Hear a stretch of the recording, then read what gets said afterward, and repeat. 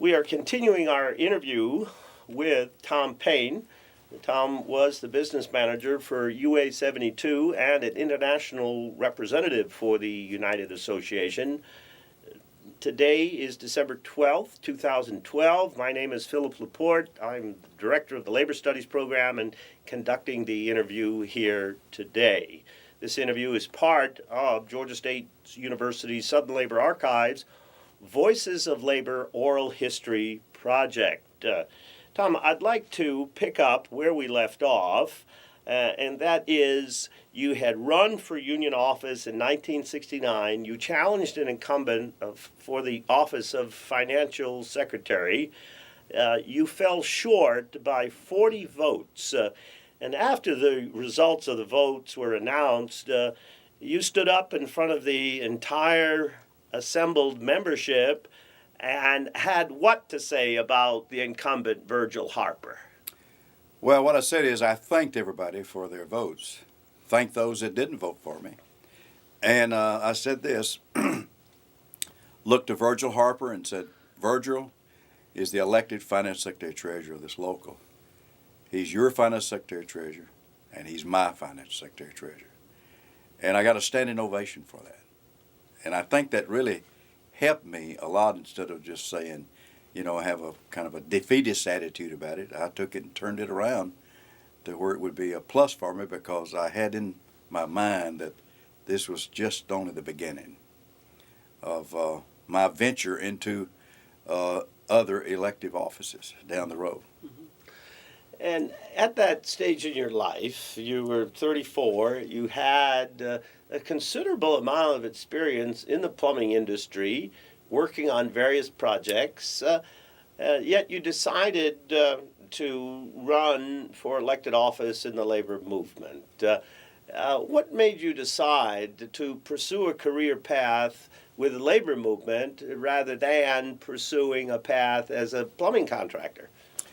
Well, all my life, that as far back as I could remember, I always had this within me that I wanted to be a spokesperson or for someone else that could not speak for themselves, kind of like the underdog. And I'd go to bat for them. In fact, even when I was going through school and when I was working, even on the job, there's just something about that I had this within me that I wanted to do something for someone else, to contribute to them having a better way of life, and when they would not be able to speak for themselves, and I wanted to do that. And I think that's kind of how it got me started into that part, other than going the route of either continue working in the field, so to speak, or even one day being a contractor. Mm-hmm. And when did an opportunity present itself where you did run successfully for union office? After I ran for the office for finance secretary treasurer and defeated, of course, I went back to work in the field now, and the companies that I work for, I decided to go to work with just working with the tools, so to speak, working as a journeyman. And so I went to work on a project out at East Atlanta. They had a lot of those projects out there called the East Lake, and so I went to work out there. Worked out there for a few months, and a friend of mine, because we had taken an attitude of going to bat for an apprentice that we thought that had gotten kind of a raw deal. We went to bat for him and kind of stood up for him. And by standing up for him, I'll never know the truth of this, but I kind of believe it was the result of us losing our job. And so we got laid off early. And so when I got laid off, the work was a little bit slow here in the Atlanta area. So I go to Rome, Georgia in 1970, and I go to work for a brother that I had worked for at the very beginning in Summerville, Georgia, on a housing project as a laborer. I now go to work for him. He's the superintendent of a powerhouse Georgia Power Company at Plant Hammond. I go to work for him now as a pipe fitter welder. And I work on that project up there for about, I don't know, probably about 5 months. And then an opportunity came up in December of that year for me to run for another office, elective office, and the vice president of the local was one of the positions, and I ran for that office and got elected as a vice president of the local 72, and that was in 1970.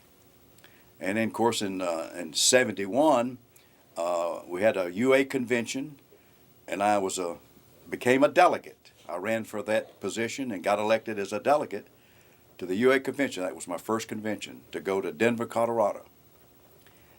And after the convention, which was like in August, or I think it was in July or August, after the convention and toward the end of the year, there was an agent, Marion A. Lee. There was an agent of the Local 72. And he got elevated or got promoted to the International, UA International, as a representative. And so that position of an agent came open. And so in 1972, I ran for that position. There were nine people ran for that office, for the agent's position. And so I ran for the position, went all over Atlanta, everywhere there was a job going on, and campaigned, and we had some pretty big jobs going on at that time. We had Western Electric out at Norcross, had some power houses going on, and I visited those jobs, and when the election was held, I got elected as the plumber's business agent of Local 72. That was my first full-time office to hold at Local 72, was a plumber's business agent. And I held that position, and Local 72 at that time did not have a business manager, so to speak. Local 72 had 3 full-time officers. Virgil Harper, who was the financial secretary treasurer, who I'd run against, and now I'm working with him as an agent. And then there was another agent named Bob Coker, and we all worked together after Lee had been elevated to the International. So there was a bylaw change at the local, and the local decided that they wanted to have a business manager. And so the bylaw, when it was changed, it allowed the office to become open for business manager. Now, Bob Coker, who was the agent, and we gave up some time, some unexpired time that we had left when Lee was there. I filled the unexpired term, but we gave up at least a year in order to make this change to where we could have a business manager. So Virgil Harper ran for business manager, and so did Bob Coker. I ran for the same position that I had because I'd only been in there a short while, but I ran unopposed. And so Virgil Harper got elected as the first business manager of Local 72. And then after that, we served together. He is the business manager, and I as an agent, and there was a young man, Dave Dennis, who got elected as the fitter's business agent. And Tom, what role do you think that going back and working with your tools, going on the East Lake project, going to the powerhouse, served you in your campaigns by knowing the different jobs and knowing the different job sites, and then standing up for that apprentice demonstrated your willingness to take a stand to protect the rights of members? Right. Well, not only that too, but by going back to those particular job sites, then you have to remember that I had ran for an office that a man that had been elected to that office many, many times, unopposed a lot of times. So when I challenged him, it was something like, well, hey, here's a man that he kind of took on the establishment, ran for this office, although he got defeated. But I think they could sense or see something that, here's a man, a young man that will go to bat for us.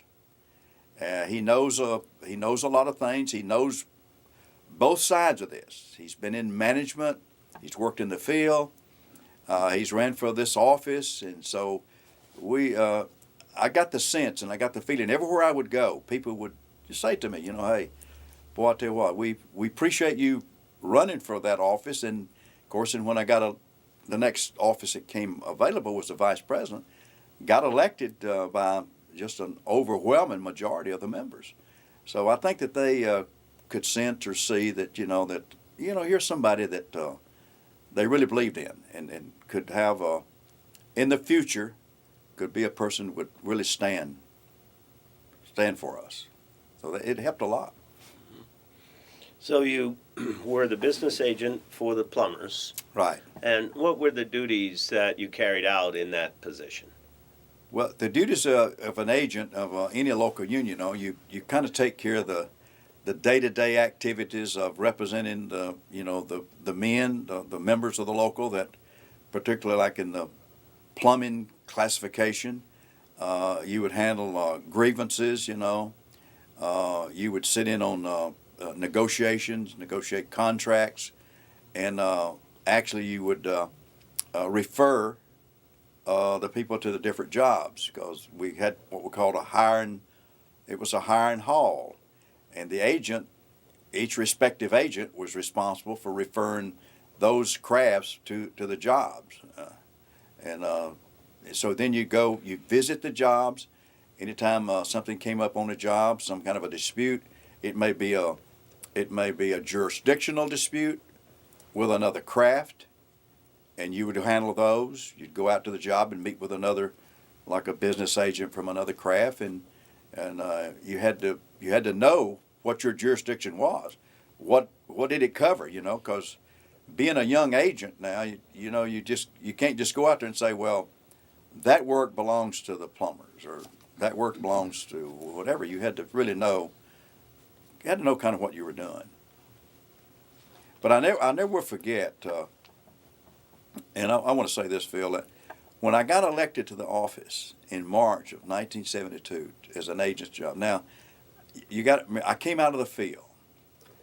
I'd never been in a full-time elective position.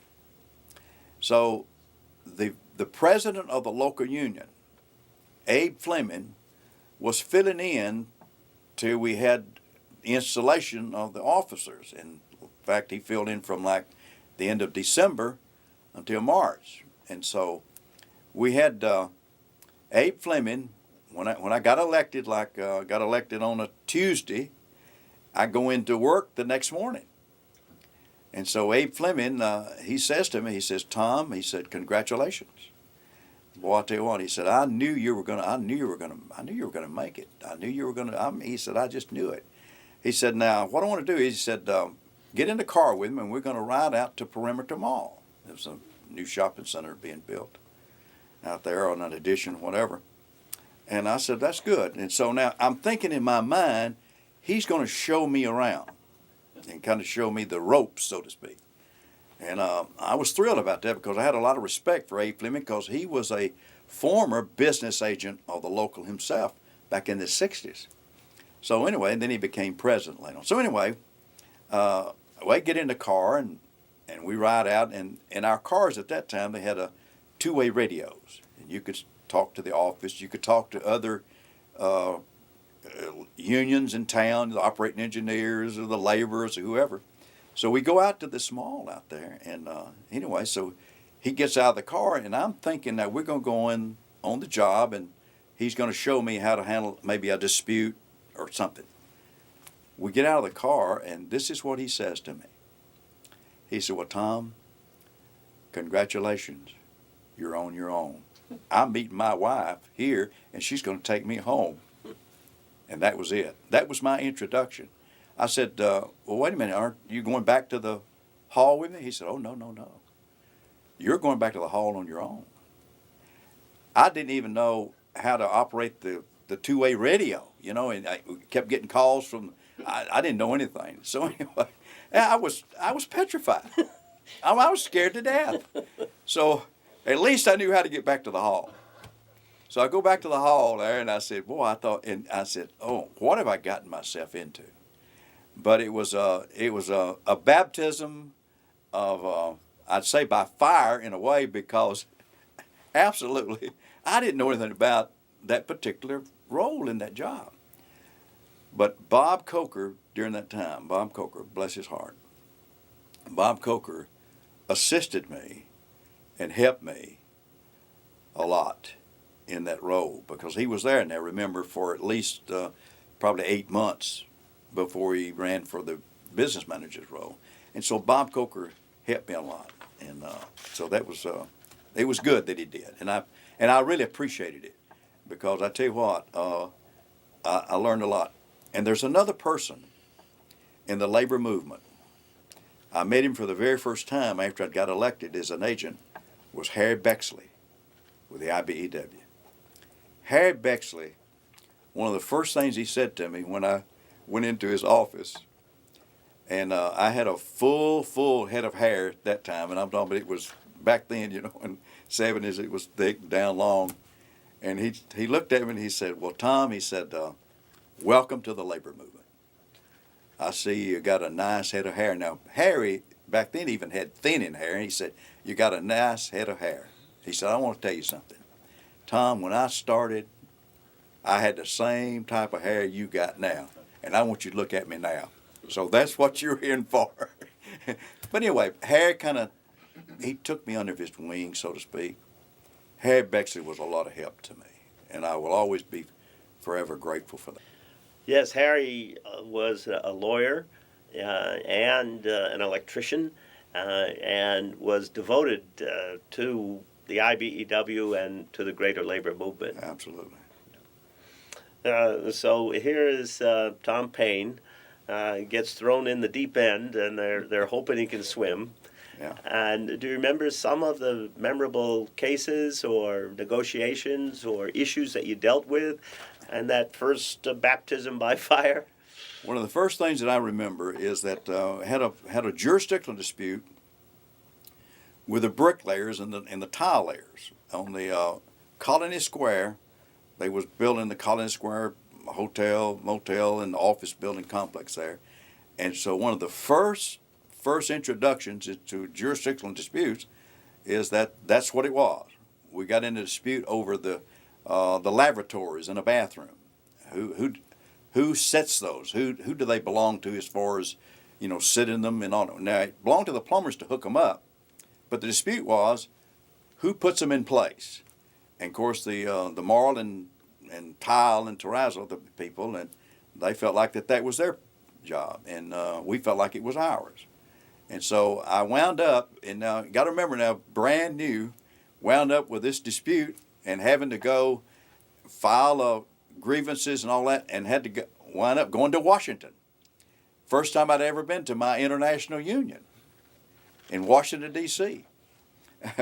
And so, anyway, I go there, and we file with our jurisdictional department, you know, and I have to get all the records and have to get all the background for all the jobs that we had done in this area. And you know what? When I met with the jurisdictional department at that time, the head of the department at that time, put together all the information that we needed, and this is what he said to me, and I felt real good about it. He said, Tom, I want to tell you something. To being a brand new representative of a local union, you've done a good job putting this all together. He said, I think we're going to have a good case. And so anyway, we did, and we filed that, and we actually won that case of, you know, who that work belonged to. So I felt real good about that, even though I'd only been in a short time. But I guess I was wanting to really prove myself, you know, that, you know, hey, guys in the other trades, look out. I mean, we got somebody that's going to stand up and fight for what they believe was their work. not only for the people, but for their work. And so, and I got known around town with the other labor members. Sometimes we got in some pretty good disputes, and sometimes we'd ride out in the same car to a jurisdictional dispute, like with the carpenters, and may not ride back in the same car. But I mean, So the point with the tile layers was if water flows through it, isn't it a plumber's job? that's, that we took that position, that, it's a fixture. It's a plumbing fixture. It's like a toilet. And it's like if you just have a single, wash basin, we set that. So why shouldn't we set because it's made out of tile, and it's a bigger piece, it's a longer piece, it's got a vanity type thing to it. Why shouldn't we have that as well? And by the way, that was kind of our argument, and we succeeded in that. Mm-hmm. Well, congratulations on prevailing, but that reputation that followed you as being well prepared, as focusing on the evidence and being an advocate for your members Absolutely. has served you well over your career. Now, Tom, did you continue as you rose to these different offices on the plumbing examining board? Was that part of your continuing duties, or Well, did that fall off? I actually gave up the position of the plumbing examining board, and just at that time only served as the agent when I was elected the plumber's agent. So yeah, I gave up those positions. But then you had other roles that you did as an agent or a representative, and we'll get into that probably later on, Phil. Sure. But like trustee for the health and welfare and pension and all that, and the negotiating committee with the contractors. But Right, those are the things I want to explore. Now, with your day-to-day operations and resolving a variety of different types of disputes, and then as the business manager, you had a seat on the pension board, is that correct? Right. Well, as an agent, I had a position as a trustee for the health and welfare and pension. Now, and later on, by virtue of the office, when I ran for the business manager's job, which was actually would have been 3 years later, then you, by virtue of the office, you automatically have a seat as a trustee, the negotiating committee, and so forth. But as an agent, at that time, we had a new president that was elected, and the president had the appointment of so many, of the members of that board, and so he appointed me as one of the board trustees of the health and welfare and pension, and so that's how I've served there for that time as an agent, and actually was part of, and which I feel really, really good about, as far as the local union. We did not have, when I was elected as an agent, we did not have what we call a retirement plan. We had what we call, it was like an annuity type plan. It was like what I call a glorified savings plan that the members had, and by the way, the officers of the local union, and Virgil Harper being one of those, was instrumental in putting that together before I ever got there. But we really didn't have what we call a defined benefit plan, which was a multi-employer defined benefit plan. So I wanted to have that for the members. I felt like that we needed it, and so by the negotiations and working hard with that and with others, I was able to bring that into play and to get that passed and get it in place. In fact, some of the information that I gave for the archives is the first pension check. I awarded the first pension check to a past business agent, an officer of Local 72, J.B. Boatwright. I presented him with a check. I think it was like $131, first check. So I feel good about it. I feel that I was able to have a small part in putting that together. And that was during your time? That was during my time, yeah.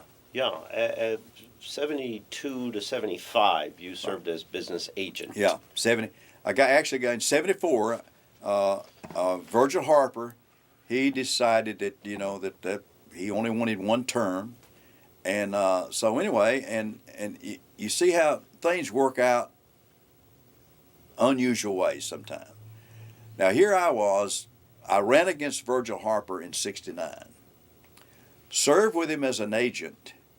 He's the business manager, and when he decides to leave, he nominates me to take his place as the business manager. And so in '74, I was in December '74, and I took office in January of 1975 as the business manager of Local 72, and served in that position until April of 1991. All right. And so you moved along to that business manager role, and your standing as a trustee on the health and welfare and pension committees, you had increased duties and increased Right. responsibilities. Absolutely. And can you talk to us a little bit about that? Those were Taft-Hartley funds, is that correct? Absolutely, yeah. And they were jointly administered? Jointly administered, yes. And what was that dynamic like, Tom, in terms of labor and management sitting together on these financial decisions? Well, you got to remember, sometimes it was a battle. Because, trying to convince the contractors, management, trying to convince them that your members needed an increase or needed more benefits, this is something the management's saying, they got enough benefits. We don't need to put any more money because, after all, we're putting the money, it's coming from us. But I always argued, and I said, yeah, but it's in lieu of wages. In other words, what we're getting, if we didn't have that, we could get more wages. So we're taking part of that we would get in wages, and we're putting it in benefits that we believe that will be for our members, that will be for the future. And I was really, when I became the manager, the retirees did not have a supplemental pension plan. They had, of course, when they retired, they had Social Security, but that's all they had. So I wanted to implement a plan for the retirees that they would have a supplemental plan that were their Social Security, whatever Social Security did not pay, I wanted us to have a plan that they would pick up the difference. And so in negotiations, and in hard negotiation with the contractor, I was able to get them to take, it started off like 5 cents an hour. 5 cents an hour for each employee for the hours that they work. They would put it into a fund, and we could have a retiree supplemental plan. And we got it. And they still have it today. So by having that, then the retirees they only had to pay just a small portion of the monthly premium. But what it did, though, it covered everything that Social Security did not cover, because Social Security is like 80%. And I saw members, and the reason we started, I saw members come to me with, a lot of them were just heartbroken and say, you know what, you can go broke with somebody paying 80%. Depends on what the bill is, If you had a big bill, $100,000 or more, I don't have $20,000. And so we got that in place, and I feel real good about that we were able to get that for the retirees, and as I said, today they still have that as a benefit. And so when you're describing that supplemental retiree medical benefit, that is in addition to the coverage of Medicare. Correct. Yes. And this was instituted in the mid-'70s, Tom? Yeah, I'd say probably about around 76 or somewhere along there. In the 70s, yeah. And probably after I'd been in office for about a year or as the manager. Mm-hmm. Yeah. And what was your experience regarding plumbers and pipe fitters in your craft working until they were 65 years old? And did you see a change after these benefits were put in place? Absolutely. I saw a change. Because then you got to remember that people were still continuing to work beyond the 65 or whatever, at the age that they had the Medicare benefits, because now, and they would say to me is that's at least worth more than a pension plan, because it covers our insurance for me and for my dependent, my wife. And so I could see that people were able to retire and able to go out, because in this trade, like in the construction industry, you got to remember it's a tough trade, and people that work beyond 65 and there's people that do it, and I'm not saying that some of them don't do it, but I'm telling you it takes its toll, and particularly in our industry, because there were a lot of people back in about the asbestos and all, and a lot of people were dying, I felt like, prematurely because of that and some other health issues that they had. But so it allowed them to feel more comfortable and relaxed, and I don't have to worry about that. It's just something I don't have to worry about, and so it helped a lot. And that plan continues to provide benefits both from a pension payment and defined benefit and retiree medical supplemental coverage. Correct. That you put in place in Correct. 1976. When I say I put into place, I say that, you have to have a lot of people working with you, but you have to have somebody that can lead it, and that has a passion for it, and has a desire to see it happen. And I'll be honest with you, I mean, those were not easy times, because when you're sitting across the table from a negotiation, boy, I'll tell you, you can pound the table, and you can, there's a lot of things you have to do, but and sometimes we'd have to go to the IRC, which is called the Industrial Relations Council, because in our local union, we had a no-strike clause that went in effect in 1952. Last strike that the plumbers ever had in this city, 1952. And after that was created the Industrial Relations Council, and so when we couldn't resolve an issue, it would go through that council, which was comprised of both management and labor, contractors, as well as other union officials from throughout the country. And so sometimes we'd have to go there and argue, present our case. Management would present their case, and we would present our case. Sometimes we won, and sometimes we didn't. But it all worked out pretty good, even for wages and the benefits that Local 72 got and still have today. I believe, is because they recognize what the need was in the industry, and it would not hurt the contractors so much, but at least it helped the members. And I don't know of anybody, any craft in this city that has any better plans than the plumbers and pipe fitters have. Now they may be, but I'm saying they're up there. They're par or better than most. So now turning to your role as a negotiator for contract negotiations, as the business manager, were you then the chief spokesperson? Yes. And were contracts of a 3-year duration? Contracts were, it depended. Sometimes they were 3 years, sometimes they were 2 years, sometimes they were 1 year. It depended on the market at that time, and it depended on what we could get through. But sometimes it would, 1, 2, or 3 year contract. And when you say I remember the first negotiations that I went to. I went to Chicago, Illinois. That's where we were to meet with the contractors, and with our team, we met there because we could not settle all the differences, and so we presented them to the IRC. And so I go to Chicago, Illinois, and you got to remember now, this is my first. It's my first presentation. And I had just spoken earlier about documenting and putting together a good plan to win the battle with the tile and marble people.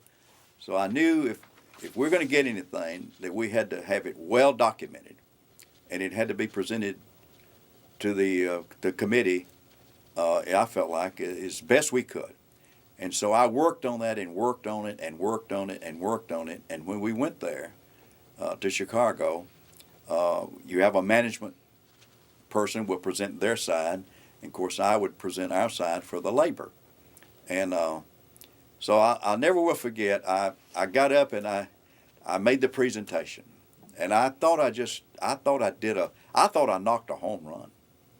I mean, I really did. I thought, man, this is a home run. And there was a man for the management that was head of the management committee, Don Lindsay. He was the president and CEO of Economy Mechanical Contractors here in Atlanta. And when I finished up, he got up to make his presentation. And this is the very words he said. He said, I have never heard a presentation like that in my life. He said, Tom, you did a great job. But I want to say this. Under all that horse manure, there's got to be a pony somewhere. You could imagine. Took the wind right out of my sails. But you know what? We won those negotiations because even the labor and the management from the national team of the IRC felt like what we had presented was pretty good. So it came, and these were your first negotiations? That was my first to go to the IRC. Yeah. Mhm. Because, see, we didn't go to the IRC every year. Right. We only went there when we unresolved issues. So we didn't go there every year. But that was the first time we went to the IRC, and I had to do a presentation for that committee. Previously, you were able to resolve contract negotiation at the local level? Exactly. And that, and if you think about it, that's kind of remarkable within itself. That you can sit down at a table, across the table from management, and you can resolve those issues. And like I say, all the time that I was the manager of the local union, we probably did, and we had many negotiations, we probably only went to the IRC maybe 3 times. So I think that's pretty remarkable that we were able to do that.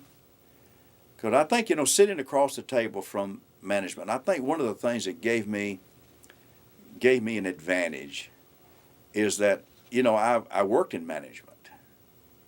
When I was in the field, I worked in supervision, and I could see the contractor's point of view, but at the same time, I could see labor's point of view, and I think that helped me in the negotiations and to be able to negotiate and to meet what we call a medium, that would be both good for both parties.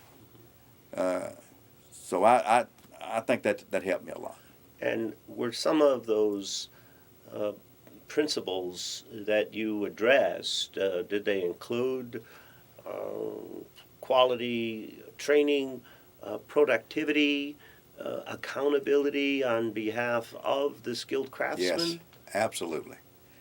Because we put together a campaign, and of course meeting with the contractors, and this is one of the things they would bring up, It's not so much the money is, but what are we getting for the money? In other words, are we getting 8 for 8? And my answer to them is, I said, well, you know what? I don't like to say 8 for 8. I'd like to say you're getting more than that. And we ought to be able to outproduce any other, I'm talking about the non-union crafts, we ought to be able to produce them because we've had training.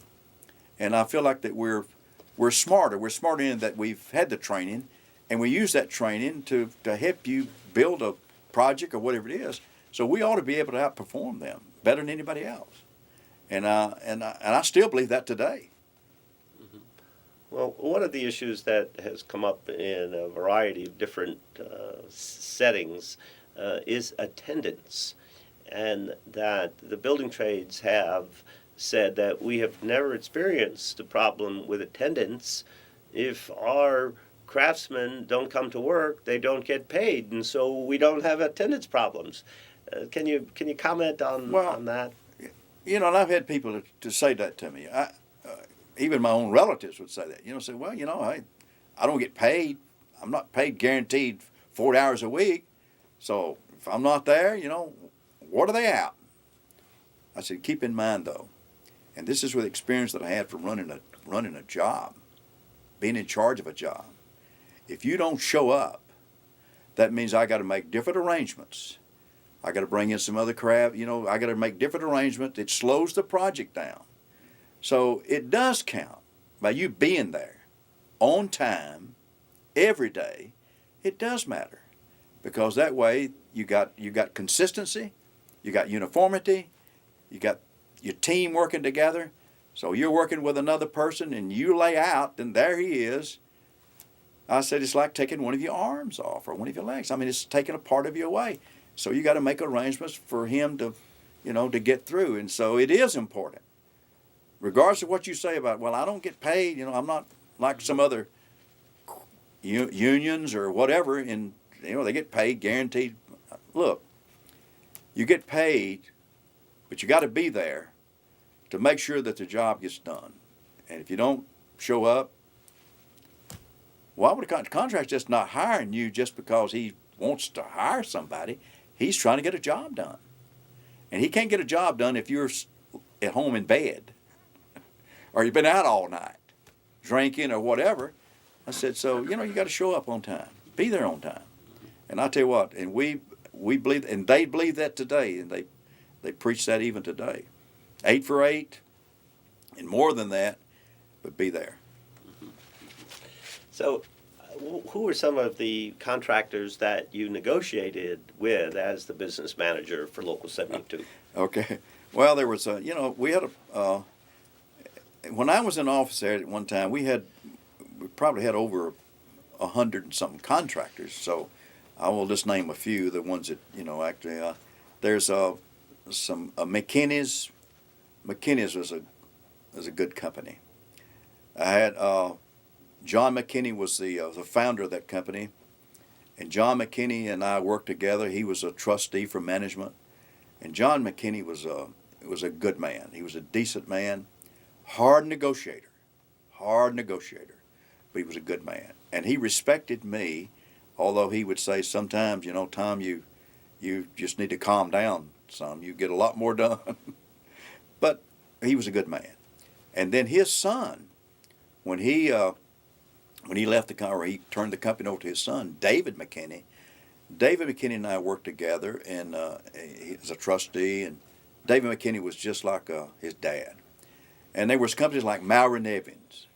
Lewis Mowry was one of the finest men, and Bill Evans, two men that I tell you, they were the finest two men that I ever worked with. And they, when I got elected, and I went to the Contractors Association, when I got elected as an agent now, and I went and made a little talk with them, and Lewis Mowry and Bill Evans came up to me and said, you know what, boy, we're glad you're on board, because we're excited about our relationship, what it's going to be, and Mowry and Evans, they're still in business today, and McKinney's is still in business today. And there was other companies like, and I mentioned about Economy Mechanical. They were a good contractor.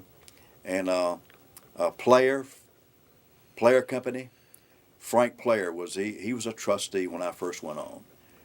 He's a founder of the company. He's been passed many, many years ago. But Player Company was a good, reputable, a good company. And then there were some companies that, while I was in office, that I actually signed contract with or helped them get started, in business. And they're in business even today. There was a Batchelor and Kimball. I kind of helped get them started, and they're one of the large companies, one of the big companies. And then, of course, there were some of the companies that I worked for. There was another, Paul W. Hurd. Paul W. Hurd was a company that I worked for when I got elected as an agent. I was doing a project over at Mercer University. It was the Mercer Pharmacy over here across from Georgia. It used to be Georgia Baptist, Atlanta Medical Center. That was the last job that I worked on. I did that job. I was in charge of that job. And so when I got elected as agent, but Paul W. Hurd was a good company, and I negotiated with them. They sat on a negotiating committee, for many, many years. And then when Paul W. Hurd, who hired me, his son took over the company, and I worked with him. So it was kind of like handed down, And They were all good people. So there were some of the companies, can't mention all of them, but I mean there was a lot of good companies. And what was the market like for the plumbers and pipe fitters? These are contractors you worked with. Was your portion of the market mostly commercial? Was it large projects? Was it hospitals? What work did you have? Well, Phil, when we started out, and when I started in the trade, we were doing residential work. We were doing, there was more residential work and light commercial work then than there was any other work back in the, the early, 60s. But then what happened, and this happened to this area, and I think it was one of the things that really, it hurt us.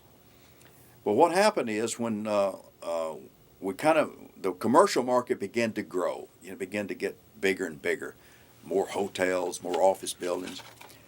We had a kind of an abandonment of that small market, that residential, because here's a man, he could go on a job and stay on a job, for example, like a big hotel or office building, and stay on there for a year or two. Whereas if he's working out in the residential, he'll go from place to place to place. And so what happened is we kind of, and I say we, I think we, management and labor, we kind of abandoned that market, didn't keep up with it, didn't have the trained forces to stay with it, So I felt like that was something that when we did that, it hurt us. And then what happened, and it affects this area today. Then what happened, we had more commercial work. When more commercial work, then you got more powerhouses, big jobs, big powerhouses, nuclear powerhouses, coal-fired powerhouses and all that, industrial work, a lot of industrial work, like the Western Electric plant where they made, all the wiring and everything and fiber optics. But what happened is when we got into that market, we got guys that are going to those jobs now, and we're leaving the commercial market. Like, for example, when I was in office, we did all the shopping centers, we did all the schools, we did all the hospitals and everything, but the shopping center. But so we kind of abandoned those. And now, I think it's very difficult to find us doing, like, for example, shopping centers. But then another thing that happened was then we got into the area of, where the, like the sports. Sports is big time in Atlanta. Then you got all those that's being built. The Omni Complex was a big complex. And then you come along with the stadium, this complex and all that. And those require a lot of people, a lot of men to work those. And so what we're doing is the contractor, what I call the smaller contractor, we're kind of leaving him out there hanging out there. And we just didn't do a good job. And I say, I'm not blaming just on management or labor. I'm blaming on both of us that we kind of left that. We didn't keep up with it. And I'm saying me as well, because I think we just didn't do a good job. Didn't do a good enough job. Well, in another perspective is that you did, or the apprenticeship program trained people so well that they worked on some of these larger projects, and then I have met them where they worked on a job such as Western Electric, and then they became employees of Western Electric after working on the job as a plumber, and they reported to one place and became part of the skilled crafts workforce there. Exactly. Not only did it happen there, but it happened at the Ford Motor Plant. It happened at General Motors. We had members that would go there and work on those big projects, and they were big projects. I mean, and then when they would, the maintenance personnel, I would say that probably most of the maintenance people that we had in those areas was all members of Local 72. That's where they came from. In other words, what we did, we were a training ground for the people that were like with the UAW and the CWA and all those other unions. We were a training ground for personnel for them. And actually people would go to work for them and retire from those companies. So, yeah, you're right. We did a good job of that. We did a good job of training. Well, it was once said that half of the skilled trade department of the UAW at Local 10 and 882 were made up of former Local 72 members. Exactly. Well, Tom, we want to look at this, your career path there as business manager, and you were business manager during a time that the Atlanta area enjoyed the greatest growth and job creation in the United States. Right. Can you talk to us a little bit about the demand for skilled craftsmen as Atlanta grew so quickly during that 15-year period? I've said this to business managers that have followed me, and to other business managers, even and when I became an international rep. One of the biggest headaches and the biggest problems that a business manager can have is not having any work for his members.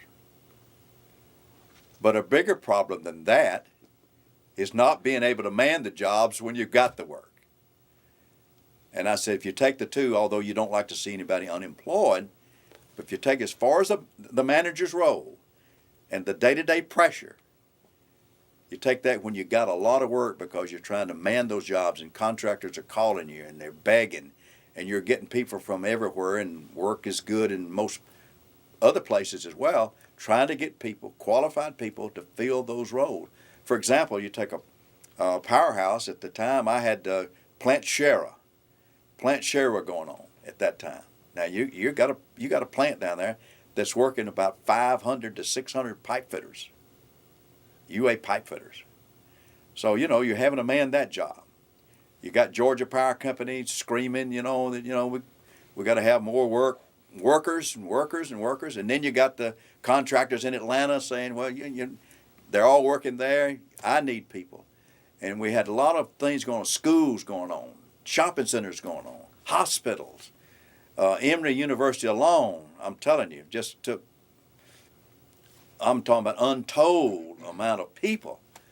Crawford Long, for example, and Piedmont, all these places, big places. St. Joseph, for example. And now you're talking about within the perimeter, at one time alone, and I made this speech at a business roundtable. And I made the speech. I said, around the 285, in the corridor up there around 400, which is 400 now, I said, right now there's $1 billion worth of work going on right now. I mean, that's kind of pale in comparison to some of the other jobs, but that's a lot of work. That's just in that area. So it was, and so the demand for people and personnel and trained people. You can get people, but get trained people, qualified welders that have to pass all kind of tests, plumbers that have to have tests, they have to have license and things. And so, it was a great demand. And was the expansion of the apprenticeship training program corresponding with this growth? And how did you manage to try to expand the supply when this demand kept going up? Well, that's another thing. See, and of course, the contractors, here they are. They're screaming and hollering. Look, we need more help. We need more trained people. So we implemented, when I was there in office, we implemented a program called, like the HEPR category program. And it was to take care of the work that I just said to you that I felt like we abandoned. I wanted to try to cover that work, so we created another classification for a HEPR and another what we called an R journeyman. It stood for residential, but we used it. But we did that to cover that work, and we started taking people in from the open shop, and we started training them, so we expanded our program to include them, and then after they had worked in the program or worked in that particular craft for that R journeyman for a certain period of time, then they could move up to become a journeyman classification. So we started that to cover that work. And so what would happen, it worked pretty good. But what happened eventually, the guy's working over there, and he gets to that stage where now I can move over to this. So then he abandons that part, see. And so you're not able to have enough personnel coming in, even though you expand the apprenticeship training program. And we took in more. We took in more people. We started going to, we started attending high schools. I put a PR program together with like universities and colleges and things.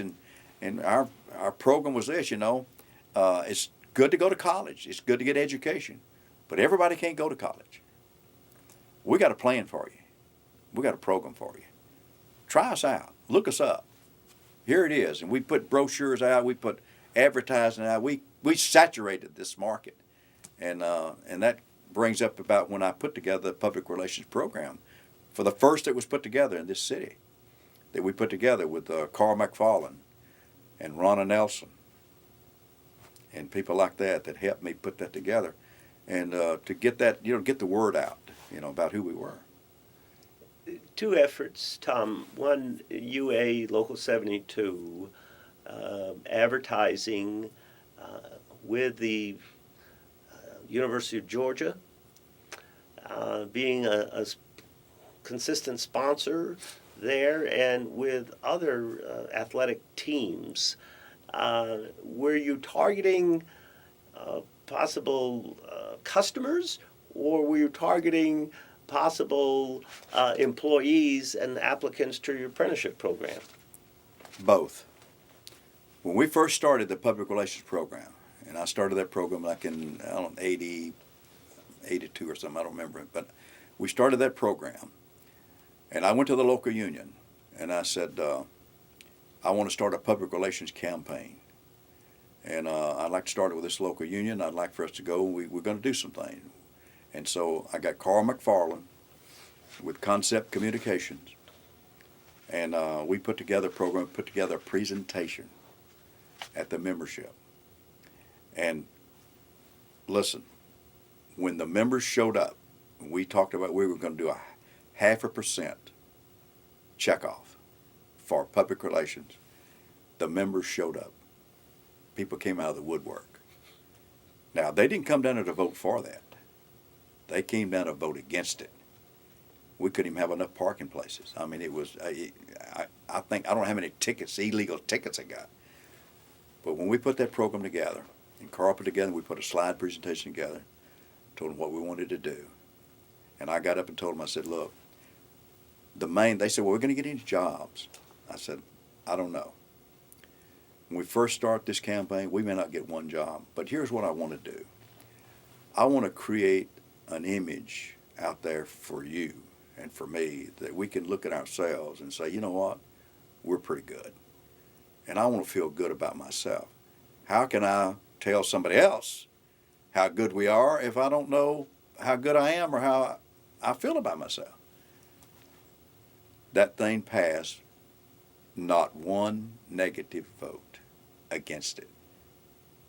Now, they're going to tax themselves, or they're going to increase their dues by 0.5%, and that's when we started that fund. So when we first reached out there, I wanted to reach out first to the members. I wanted to get what they were thinking about. We put together, kind of like a survey. What do you do? What do you do in your pastime? What are you doing about your family? I wanted to include their family, and we did all of that. And then the other part of that, I wanted to reach out to the customer, to the owner that's building the building, and to contractors, and yes, to those people that's working in that market out there, that they could know that, hey, it's plumbers and pipe for the Local 72. Maybe I ought to try them out. So, that's the way it started. And by the way, they still do that program today. And you mentioned about that they do the advertising for the University of Georgia and some other colleges, but they still do that today. And that's a program that was started back when I started that program. And I'm glad they're still doing it. I think there's a pattern emerging here of a presentation that was effective to the Industrial Relations Council, a presentation that was effective when there was a jurisdictional dispute, a presentation that was effective to convincing the members that this is something they ought to support. And so in every instance, Tom, you spent a great deal of time and energy on preparation and an effective presentation. Right. And so it seems to be a byword of Tom Payne's career with the plumbers and pipe fitters. Um, then you had another effort where in the wintertime here in Atlanta, if the temperatures turn cold, there is a real threat of pipes freezing and pipes bursting. Local 72 wanted to get the word out to consumers. Right. Can you tell us a little bit about how that campaign came Yeah. to be? Well, we had done some projects with Paul Reynolds, who used to be with WAGA 5 here. Paul Reynolds, he was a good man. And we did some projects together, some, some charity projects, so to speak. We did some of those. And then I got this idea, that about a program that it's called a TIPS. It's called the TIPS. It was a TIPS brochure. And I got this idea that we could develop this and that we could hand this out or mail it out or whatever, to tell people what to do when the weather gets cold and freezing, that it didn't cost them a lot of money, that, they could do certain things. And so we put that together and we did some advertising with it. And so by doing that part, then Paul came to me, Paul Reynolds. He said, I like this. He said, why don't we do something and put it on air, put it on the television? And I said, well, he says it's a public service announcement, is what it is. And I said, well, fine. And so then we did that, and we did a series of those where I appeared on there and would tell people, what to do when something were to happen, have a pipe frozen, And one other thing we added to that, at the City of Atlanta at that time, there was a lot of people were complaining about their water bills. I mean, they were just astronomical. So what I did, Tom, we had spoken about your efforts in the PR campaign, and we were discussing how you had made a public service announcement on television giving consumers tips. right, And if I recall correctly, you also were able to get a list of union contractors placed in consumers' bills by the Atlanta Gas Light Company. Is that correct? Is my memory correct? well, we did, excuse me, we were able to get, but we had to do it in a way, that couldn't, the way we did it was, we did it. So we did it, and we were able to get to the consumers as many as we could, to let them know that these were qualified, licensed contractors, and so we kind of handled it that way, and that way we kind of got around that thing about, because a lot of people are a little bit apprehensive, like particular companies, Atlanta Gas or Georgia Power, whoever it may be, just promoting, a union company.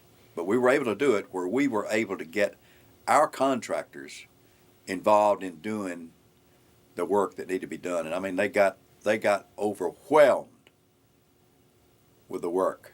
I'm telling you, they got overwhelmed and got actually more than they could even keep up with. But they were able to cover it. And what we did, Phil, we got when these contractors would go do the work, and then we put the other campaign together about if you're being overcharged by a company, don't matter what company it is, if you will notify us, we will come out and we will have somebody to look at the bill that you get, and if it is a contractor signatory to the Plumbers and Pipe Fitters Local 72, we will correct that bill.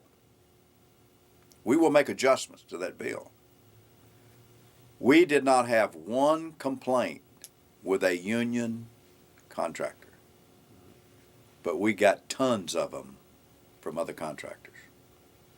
Now, but all we did was just tell them, that what they were charged. But if it was a contractor signatory to us, we would make those adjustments. We couldn't do that with the others, obviously, but we let them know. That helped us a lot by getting the people, the homeowner. Here's a homeowner that I felt like, here's a homeowner. He's a CEO of some company somewhere, possibly. So if we get to the homeowners, we're going to get the word out there that we have qualified people that will do the job on time and within budget. That was the kind of the theme that we had. And so I think we had some success with that. I really do. And your ability to promote your contractors and their realizing additional business assisted you in your ability to negotiate wages and better benefits when it came to contract negotiations? Is that how it played out, Tom? Exactly. There was a job that it was the First Union Bank building downtown, and I found out that McKinney's, one of the contractors I mentioned, McKinney's had bid that job, and McKinney's was over it. And there was a non-union contractor that had bid the job that was under. And that was going to be awarded that job on the plumbing HVAC. So anyway, I had a person that I knew that knew a lot of people in this town. And I contacted this person, and I said, I want to get a meeting with the CEO of First Union. And his name was Brown. I don't remember his first name, but his name was Brown. And I had that meeting arranged, and I met with him. I met with him in his office, and I told him kind of, what I was there for, that we'd had a contractor, a McKinney's, that had bid the job. And I said, we want this job. We need this job.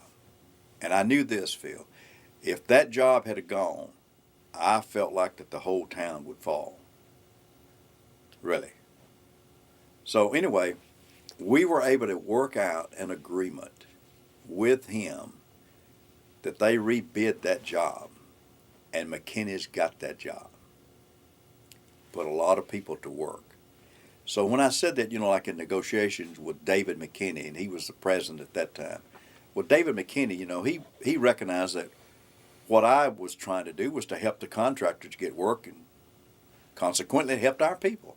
So when we needed something like additional monies for health and welfare or pension, you can imagine it was a lot easier to do that than it would have been otherwise. That's negotiations. And unlike the negotiations that's going on now in Washington, D.C. Yeah, so model for labor management cooperation that was mutually beneficial. Absolutely. Absolutely. And did the trust fund have authority in making decisions regarding where funds were invested? And were those decisions in any way helpful to increasing your market share? Yes, because you can imagine, if I just mentioned that person that arranged that meeting happened to be a person that we had some investments with. And so that's how that came about. And so anyway, he worked for us, worked for the trustees, and the trustees, made the decisions about who we hired as far as investments and things. And so it was just it was a good arrangement. Tom, I want to turn your attention to your involvement with organizations within the labor movement, but beyond your role as business manager, and I'm speaking about the North Georgia Building Construction Trades Council and the Georgia State AFL-CIO, and then I want to ask you about some of your involvement in public policy questions and political campaigns. So let's start, if we could, with the North Georgia Building Construction Trades Council.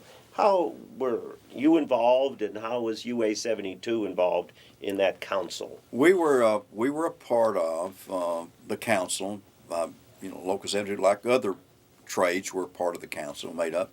And of course, the council had a business manager. George Caudill was the business manager for the North Georgia Building Trades Council at that time. And of course, Local 72, and we had with delegates that would be to the North Georgia Building Trades Council, and of course, we would have meetings every week all the crafts would meet every week, and we usually met over at the carpenter's place over on 10th Street, and we'd have meetings and discuss, things that were coming up and different projects and things and how we were going to handle them and everything. So it was, I took an active role in the council as to I guess some of the decisions that were made about what we were to do and how we were to do them, and it was an important role for me representing the local 72 because I wanted us to be a part of an organized group because I just felt like it was better if we were all together. And say the old cliche, in numbers there's strength, and I felt like if we had the numbers there that we could do a lot better, and we did for a long time. And when it started all years later, started all kind of falling apart and got fragmented because a lot of the crafts kind of like went on their own, and which in my opinion was a terrible tragedy, but it happened. But by being a part of that, one of the first things, Phil, and when I got elected business agent, aside from all the fear and the apprehension that I had about my role, what I was going to do, I was thrown another big thing that happened. I had not been in office but just a few days, and Bob Coker, who was an agent, said, we're going to a meeting. And we went to a meeting with the North Georgia Building Trades Council, and we met out at the Atlanta airport out there at one of the hotels. And at that time, Georgia Power Company was in the process of deciding who was going to do the work at a plant Wansley, which is down in west of here. And so I went to those meetings, and being brand new, but I went to those meetings, and Georgia Power Company made a decision to let that job go to a non-union company, Daniels. And boy, that was kind of a shock to me. I said, gee, we'd been doing all this other work, been doing it for years, and all of a sudden they're going to let that work go non-union. So the North Georgia Building Trades Council, we put on a drive, and I was involved in that first drive to see if we could get that work turned around, get it to go back union. And we put up, pickets, we hand-billed, we marched down the streets of Atlanta. We hung everybody in Georgia Power in effigy. We hung them, we did everything, we buried them, we had coffins, we had everything, and right on Peachtree, the CEO at that time with Georgia Power Company, we buried him and had his funeral right out there, and had one of the labor work for the laborers. He preached the funeral. So involved in that with the North Georgia Building Trades Council took that on, and we would have not been able to do that, by ourselves. And by the way, the biggest amount of the work involved in that power plant was the plumbers and pipe fitters. Of course, there's other crafts. I'm not saying it's all, but I'm talking about a big part of it. There's millwrights, and there's all other crafts, operating engineers, there's electricians, but we had a big chunk of that.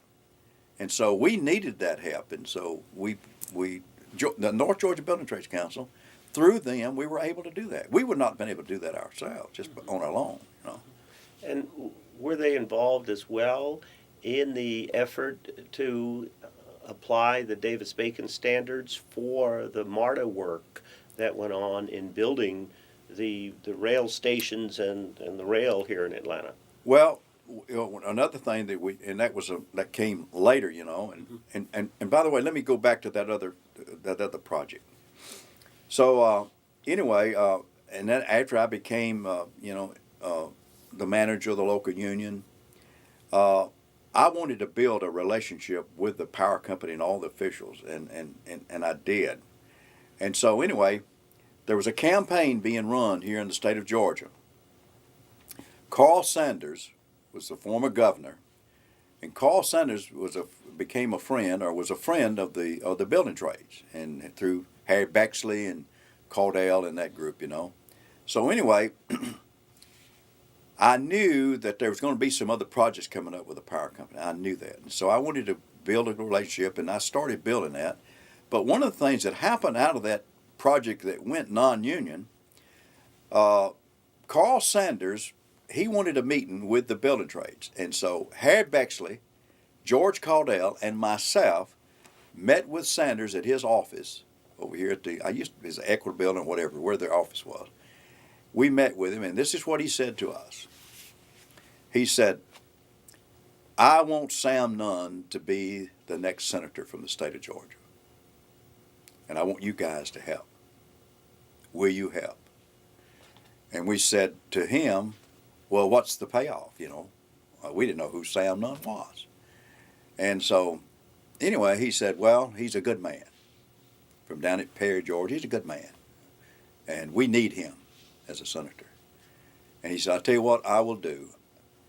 If you all would help me with this campaign, I will help you all get rid of that Daniels and that thing that's been I know it's been a heartache for you, been a headache for you, and it's caused you heartburn, but they're going to build another project. And he said, I'll bring in the man that's going to be the next president of Georgia Power Company, Bob Shera, and we'll meet with him. And he said, now this is what I want you all to do. I want you all to help. Get all your people out, and we need money. And we went to work with a campaign. Harry Bexley and I and George Caudell met Sam Nunn up here at the Travelodge Motel on the north side of town. He just came in from Gainesville, and we met him there, and we gave him money, and this is what he said. He said, if it hadn't been for this, my campaign would probably come to an end. This is a lifesaver. Long story of it, we helped get him elected. Now, Sam Nunn did not prove later on to be, everything that we needed, but we needed the work. Carl Sanders gave his word, and we had a meeting with Bob Shera. And Bob Shera told us this. There were going to be 2 more units built down at Yellow Dirt. They called it Yellow Dirt, down at Wansley. There are going to be 2 units built down at Juliet. We're going to make that 4 units down there and cut those 2 units off. And y'all going to get the work.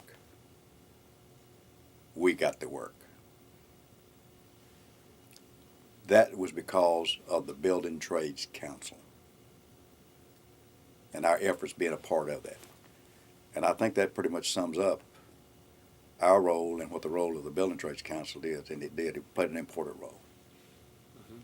And irregardless, in my opinion, I thought George Caudell, he well represented the Building Trades Council good at that time. And the issue of jurisdictional disputes, they all were able to be resolved within the offices of the North Georgia Building Trades Council. Other benefits beyond the tremendous example that you've given with former Governor Carl Sanders. Were there other benefits such as resolving disputes at that lowest level possible? Well, one of the things that the power company was, their problem with the whole thing was, we need help. We need help. And I never forget when we had that meeting out at the airport out there. There were 2 of the Georgia Power officials. Flem Mitchell was one of them. Flem Mitchell was a great friend of organized labor and became a great friend of mine. But this is what they said. You said the problem that really hurts us is jurisdictional disputes. In other words, walk-offs. You walk off of a job because you say that belongs to me, and another craft says it belongs to me. So instead of settling it the right way, going through the process, there's due process. You just walk off the job. And so what they wanted is, they wanted a commitment that there would be no more walk-offs over jurisdictional disputes. Now, as far as I know, now there may have been a few, but I want to tell you something. When that thing went down there and went non-union and the power company let us know what they needed, it reduced those to almost nothing. And we were, able to settle those things within ourselves because, in hey, instead of just walking off of a job, walking off of a job. And I think that hurt us. That hurt us a lot in this town. Hurt us with other, other clients and owners could see that. Hey, why are they off that job? Well, because they said that chair belonged to them. And another group said, well, that chair belongs to me. They thought it was kind of like ridiculous, If you think about it, it was pretty ridiculous.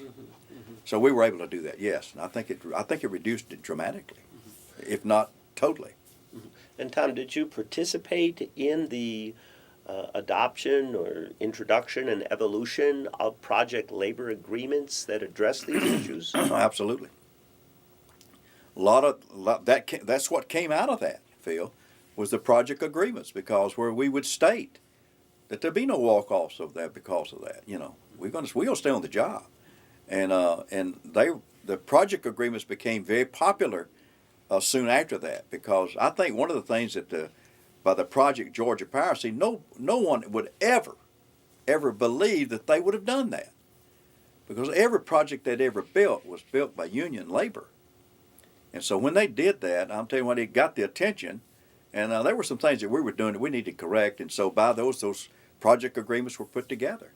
And what we mentioned later is to get to the martyr work. So here we are now. We're in a city, and the martyr's getting ready to be built, and so we find out, that they're trying to get a sales tax increase, and so like the Davis-Bacon Act, that's going to affect that. Well, there's a lot of crafts at that time did not have their Davis-Bacon, the prevailing wages up to the standard.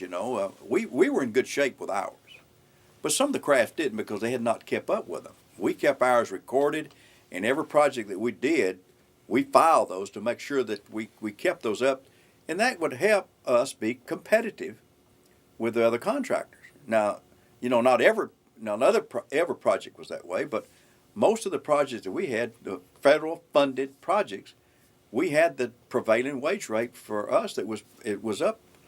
You look at the wage rate, and you look at the wage rate of the plumbers, pipe fitters, it's the same thing. But we kept it intact. I'm not saying we were better than anybody else, but I tell you what, it took a lot of hard work.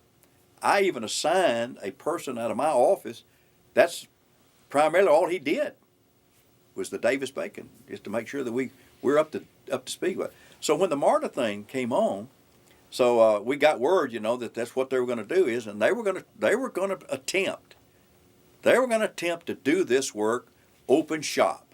Now, when we say open shop, see at that time, Mayor Maynard Jackson and that group, when they're talking about open shop and the MARTA board and all that, they're talking about open shop as well. You got an opportunity. It's just open shop. Now, what they're saying is it's non-union. That's the way we looked at it.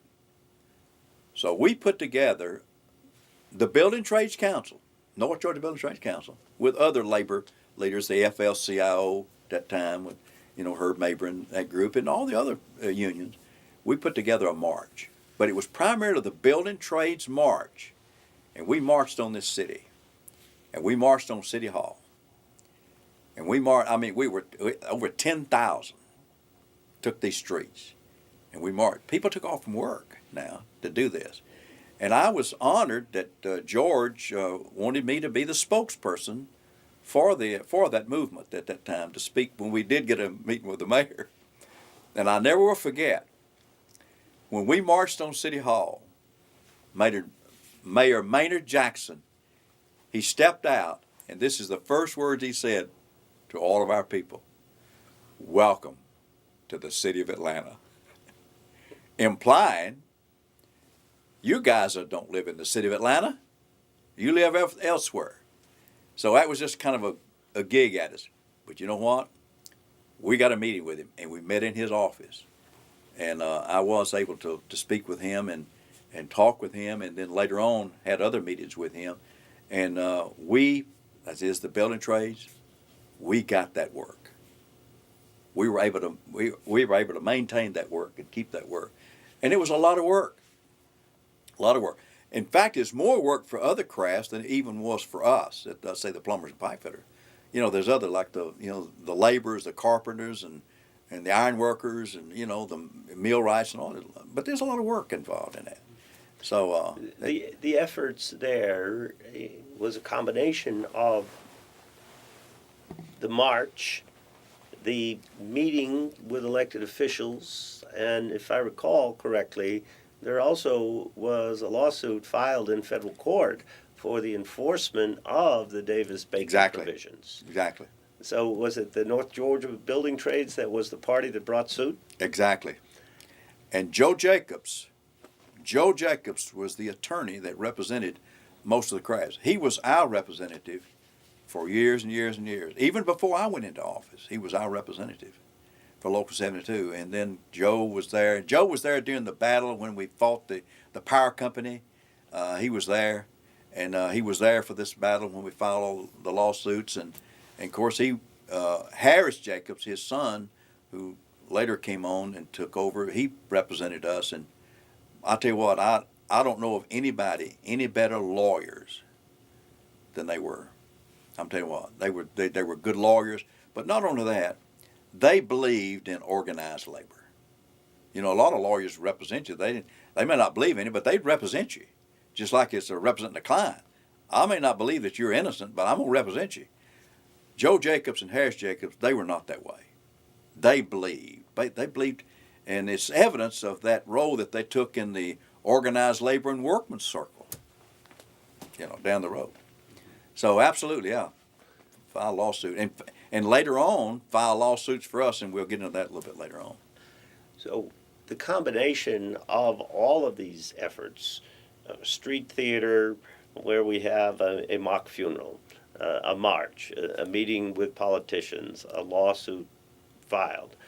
Tom, were you instrumental in encouraging all these different efforts and then appreciating the different approaches and different skills that people had who worked cooperatively and collaboratively on a joint goal? Right. Not only, I think I was instrumental. I think I played a small part in it, just like others did. But there were other people in this city, the labor leaders, like, Harry Bexley with the IBEW. Harry Bexley was a great labor leader, not just for the IBEW, but for the labor movement as a whole. And so, but I would like to think that I had a part in, kind of help guide in that, but certainly not the sole. To say that I did this is it's we. And I played a portion, a role in that. And I'd like to think that something I look back on that I felt real honored and proud. Some things that we did accomplish. This was a tough area, tough town. ABC contractors, they'd moved on the scene. We have that front. We got a battle, and so it was a big battle for us.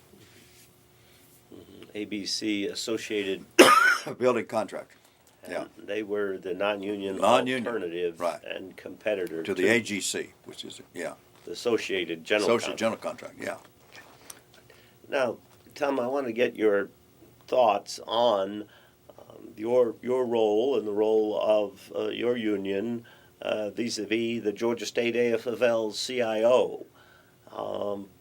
You were a delegate, you were a participant. Right. Did you hold an office, or what was your role in terms of the AFL-CIO? Well, I was a delegate, and attended all the conventions. I guess as far as I know, I attended every convention that they had, and took a part in it, took an active role in it, and tried to help the movement. There were some things that I felt like that we needed to do, and one of them was like in the public relations. I felt like the Labor Journal. I thought it was a great source of information to provide to the people, to the labor people of the state of Georgia, and so I took an active role in it. And then I decided that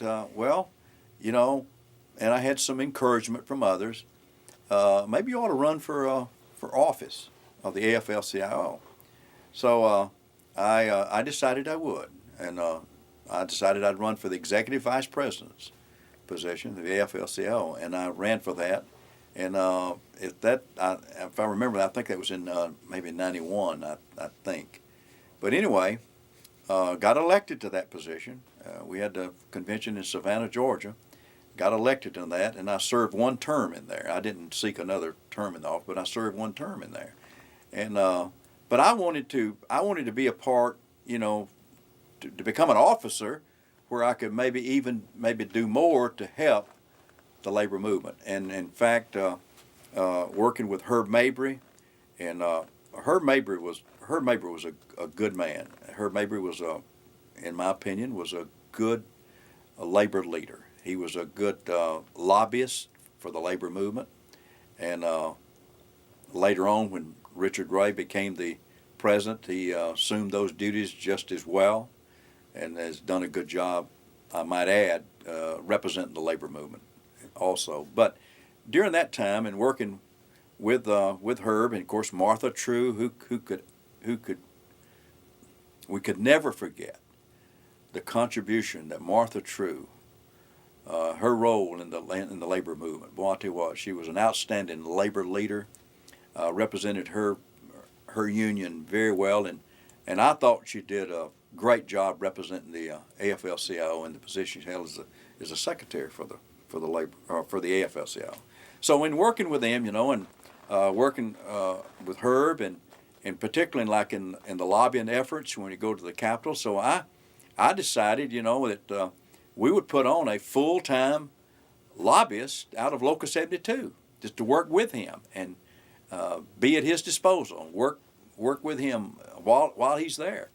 And we did, and we were able to accomplish a lot because at the time there were some laws being implemented that not only affected us, like the plumbers for the state of Georgia, and licensing and all that, but it affected other things that we were trying to do. And so I put a person on from Local 72, and we paid out of our funds for all the time that they were in session up there, and I think about 40 days or whatever it was that they were in session there. So work closely with Herb and with the labor and with other labor leaders as well.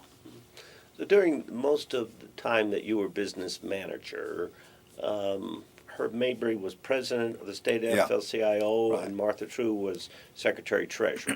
Right. And so do you recall any particular examples of Herb's leadership where you worked with him on a particular issue or topic? Herb often described as shaking more hands than any other labor leader in the state and having spent more time with elected officials. Do you recall anything that stands out in your mind? Well, the thing about it is, it's like with Local 72, and I recognize this very early. If you're going to get anything done and you want to meet somebody politically in the legislative branch or the governor or whatever, then you call Herb Mabry. And Herb Mabry, listen, Herb Mabry was always accommodating. He always, if you said, look, Herb, I need for you to do this, I need for you to go do this, I need for you to be there to do this, Herb Mabry would be there. And I know when we put together another planned march on the PSC, they were going to close down Plant Vogel down at Waynesboro, Georgia, down there. And so Herb was instrumental in that, and then helping us and working with us and meeting. He knew all of the public service commissioners. He knew all of them, And so anyway, we got acquainted with them through that, and through my relationships that I built with the power company. I mentioned about early on, Phil, about doing some public relations with TV5, and there was a man, the general manager there, Paul Raymond at that time. And Paul Raymond, they did an editorial about the power plant down at Plant Vogel. Now, that Plant Vogel was not in our jurisdiction. It was in Augusta's jurisdiction, but we had a lot of people that worked on there as well because work kind of slowed up a little bit, and we had a lot of people working on it. And I felt like, from a labor leader's point of view, that project needed to continue. And so the editorial was, and the move was, is to shut that plant down. and they'll just stop all construction. So anyway, the power company, they didn't want to shut it down, but they were getting a lot of heat. The PSC was getting a lot of heat from the public because they're talking about raising their power bills and all this stuff. So anyway, when Paul Raymond, he did an editorial on it, and of course he was in favor of, that maybe we ought to do something with it. And so the power company, when they saw this, they asked me, would I go and do a rebuttal to that editorial? And so they called up and made arrangements, and I went over and with TV5 and did a rebuttal for that, because the power company, and that helped me build relationships with the power company to do those type things. But not only that is, I appeared before the PSC and spoke at the PSC, and at that time they had the president of the power company and the future president of Alabama Power Company. They were all in attendance.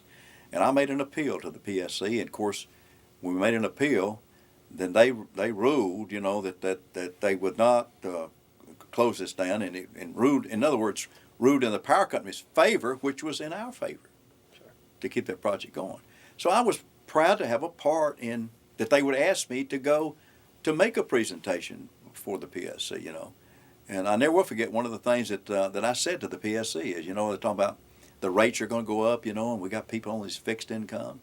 And I'll never forget, because the power company president came to him later and told him, said, when you brought out your mother, he said, that did it. And my mother was still living at that time. And I said, my mother, she's 97 years of age. She's on a fixed income. Her power bill is going to go up. But we need to finish that plant. And it's going to be hard. It'll be hard for the people of the state. But it'll be harder if we don't finish it. And one of them comes and said, I think that's, I think that it set a tone there that, here's a guy speaking for them. He's got a mother and, got other people that, and himself and others, they're going to probably pay more money. But it was worth it doing. But anyway, that was part of it. Well, to be able to identify with people, to make a presentation that people can understand, identify with. And then I have to think that having been the youngest of 11 children, that you were used to speaking up for yourself and speaking truth to power. Yeah. Well, hey, let's get it. If you're the youngest of 11, you better take a stand, because if you don't, you're going to get rolled over. But anyway, yeah, I think it helped. Yeah. And so the many political campaigns that the AFL-CIO was involved in, the endorsing of candidates. Yes. What role did Tom Payne play in assisting the AFL-CIO?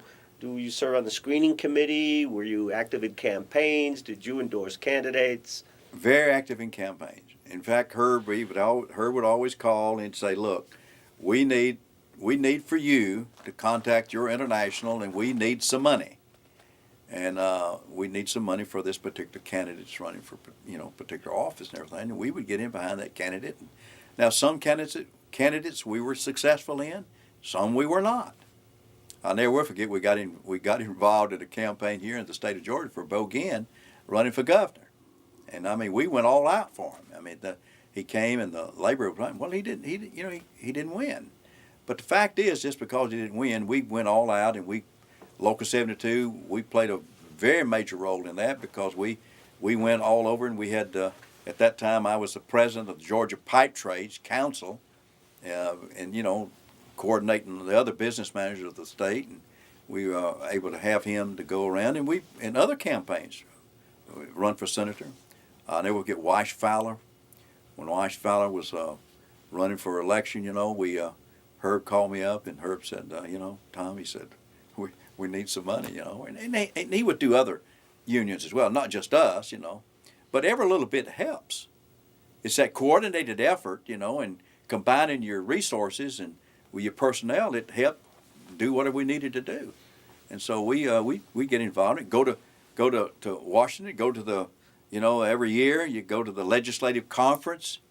I attended every one of those every year, and you go there, and you got to meet, you go up on the hill up there, and you'd meet all your representatives, and you go in there, and it was an exciting time, to get to see and meet those people. But it was brought about because somebody before me, like a Herb Mabry and Richard Ray and some people they kind of paved the way, because you got to remember now, when you're speaking as a voice, it's a lot more if somebody's saying to you I'm the president of the AFL-CIO than it is yes, I'm a business manager of a Local 72.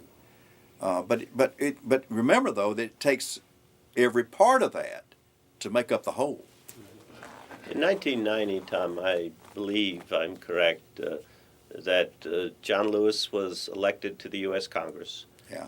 Weish Fowler was elected to the U.S. Senate. Mm-hmm. Georgia had 11 members of Congress. They had 10 Democrats and a Newt. Yeah, right.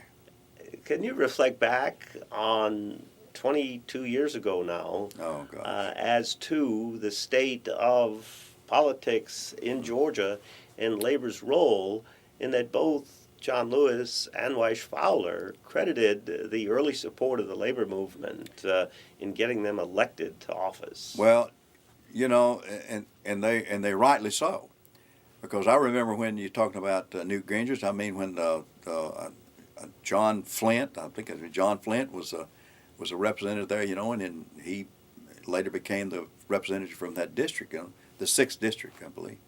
But and that was a heartbreaker. That was a heartbreaker, because we played an important role in the early lives of those people that you had mentioned, and others as well. Yeah, and so by doing that, and to see what happened and what has happened over the years, to diminish, so it's heartbreaking, because I felt like that these people had a voice in Congress that represented the people. It's working people like us. And all we were trying to provide, just like they were trying to provide by running for office, is we want to make a difference, and we want to try to provide a better way of life for people. And that's what we were doing in the labor movement. That's all it's about. I mean, it's not like you kind of building some kind of a dynasty for yourself, but it's building something for people, make a better way for them and their families. So, but these politicians would run for that, and of course, we got a lot of promises now from a lot of them, and they didn't fulfill them. I was involved in a campaign, and we got heavily involved in Zell Miller's first run at the Senate against Herman Talmadge. And he didn't have a lot of money, so anyway, we put together just out of our local, of course, and talked to Herb and them, and Herb and Martha and them. They were they liked Zell Miller, and Zell Miller was a friend of labor, and so I put a man on full time for his whole campaign, and we paid for it. And I got a letter from Zell after that, thanking us for our efforts. And I carried him everywhere. Carried him all over the state and introduced him to everything. And then you can imagine to see me in my later years sitting at the television set, seeing a guy, and I'm going to say this, and I know this will be recorded for all times, but to see a man that we had supported, worked hard for, and got him started and got him elected, when he was governor and all, and to see what happened, boy, I'll tell you, it was a heartbreaker. That was a real heartbreaker. Of all of them that I had, I guess that was the worst. Heartbreaker. And still say that, I'm a Democrat. Hard. Elected 4 times as lieutenant governor, elected twice as governor of the state, the founder of the Hope Scholarship, Governor Zell Miller made wonderful contributions to higher education in Georgia. After being appointed by the governor to the vacant Senate seat after the death of Paul Coverdale, Zell Miller went to Washington, and I think Governor Roy Barnes may have been surprised that his appointee tended to vote more with the Republicans than he did with the Democrats. And so Zell Miller disappointed some of the friends he had in labor who supported him from very early on in his career. Right. Absolutely. Now, it's not to take away from things that, everybody has a good part of their life. It's a contribution they make. Can't take that away. But then I'm just saying, as far as the disappointment, I was disappointed because of things that happened after that. It just didn't make sense to me. How do you go from one place to another place really so quickly? And it was really, it was a heartbreaker for me. Mm-hmm. But, hey, we move on. Tom, I want to now turn your attention to your role as international representative for the UA. You had spent 16 years as the business manager of UA 72. You had been elected to a variety of positions within the plumbers and pipe fitters and the pipe trades. Right. And then your international saw fit to make you an international representative. And you spent almost 10 years in that position. Can you tell us about what that experience was like? Well, first of all, before that time, as the business manager of the local union, I became a vice president of the international. And that was in 1981. I was serving the local 72, and, we were doing all the things that we were doing as we've discussed. And then I got a call from Bob Quinn out of New Orleans, Louisiana, out of Local 60, the plumbers and pipe fitters, and in my office, and he said, "Tom, congratulations." And I said, "For what? What have I done now?" He said, "On becoming our new vice president for this district, for the 3rd district." And I said, "What are you talking about?" He said, Martin J. Ward, the general president, they were over there. They had a pipe trades meeting over in New Orleans, and said he announced before our whole delegation that you were going to be the next vice president to take Bill Gobill's place, who was the vice president out of Mobile, Alabama. And I said, "Well, that's news to me." He said, "He hasn't called you?" I said, "No, he hasn't." "He hasn't said anything to you about it?" And I said, "No." He said, "Well, that surprises me." He said, "Well, maybe I'm letting something out." He said, "Well, anyway, congratulations." Maybe. So anyway, I got a call from then Marion Lee, who was the person that I took his place as an agent. He was an international rep, and so he calls me, and he says, "Tom, congratulations, boy, got one of our own again. You're going to be vice president." I said, "Well, I hadn't heard anything about it." He said, "Are you serious?" I said, "No." Well, anyway, later in the day, probably in the afternoon, I get a call from Martin J. Ward, the general president of the UA. And he said, "Tom," he said, "you probably have already heard by now, I know," he said, "but I want you to be the next vice president. Will you accept it?" And I said, he said, "Or you need to think about it." I said, "Let me think about it." And then I said this, "I've thought about it. I'll take it." And he said, "Well, I was sure that you would." He said, I want you to be my vice president." And so anyway, that was in April of '81, and then of course we had the convention in Las Vegas in '81, and so anyway, I actually feel the time that Bill Gobill had to retire, so I had to run for that office in Las Vegas. Now, what an experience that was, because you can imagine, I got opposition. I'm the only vice president of the International Union that's got opposition. I got a man out of Jacksonville, Florida that wants that position. And so anyway, here I am, I'm thrown in this thing, and boy, I'll tell you what, So I put a campaign together, and I get literature together, and everything. And of course, and the general president also has opposition.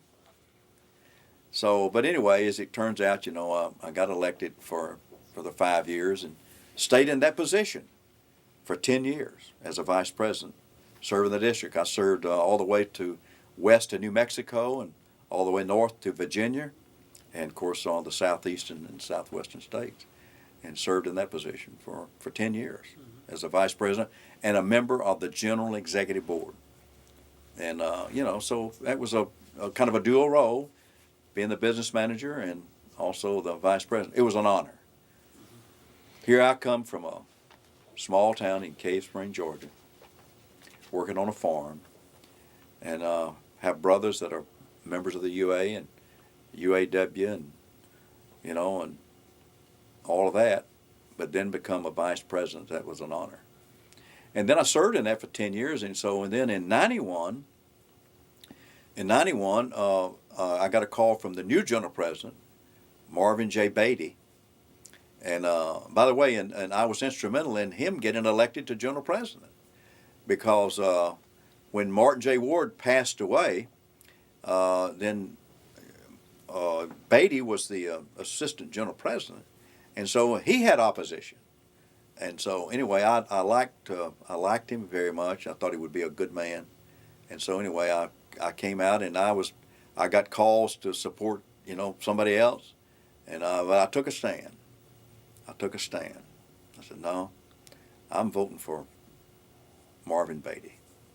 And of course, Marvin Beatty, he knew that, recognized that. And so then he called me one day and he said, look, you've been vice president long enough.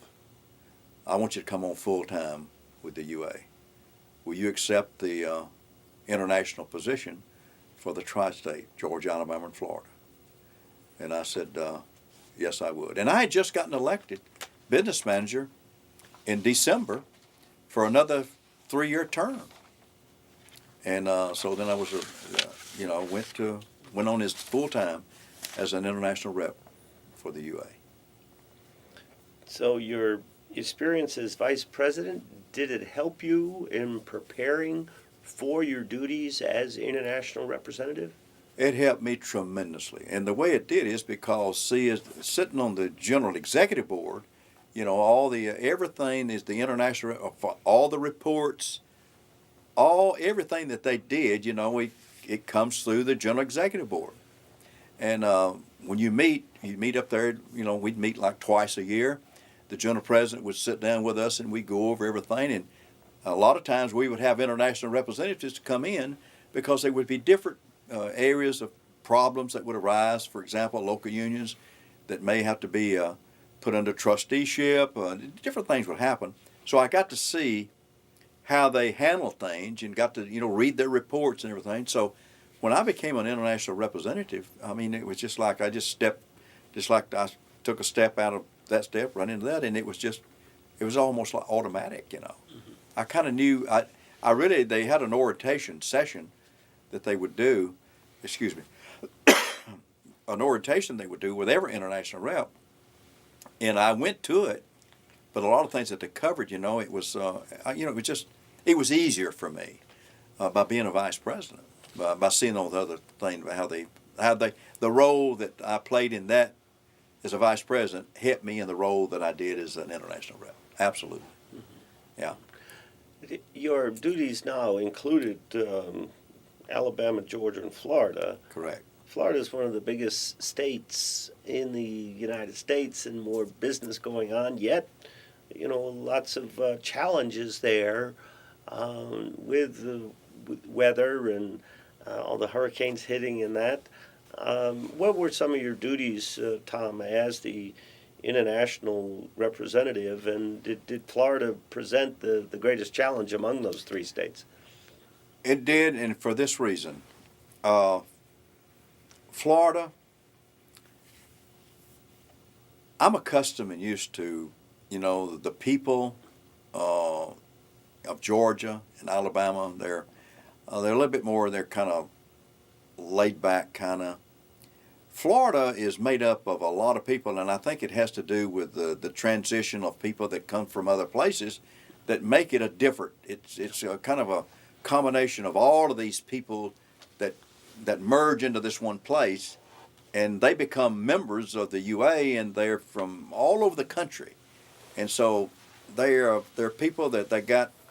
They're just different, and I mean that in no disrespect, because I had some good managers of those local unions that worked under me and did a good job, but they were different. I would say I had more problems in that area. I had more conflicts. I had more conflicts with the membership among themselves about grievances and things. I had more problems with contract negotiations with them, with the international. Like, you know, the international took care of all the contracts, particularly like their like labor agreements that are international labor agreements, and the international handles all those. And I had more of those. I had more powerhouses there in that state, more nuclear powerhouses in that state, and than I did in Georgia and Alabama. So it was a lot harder to look after because of the area that it covered.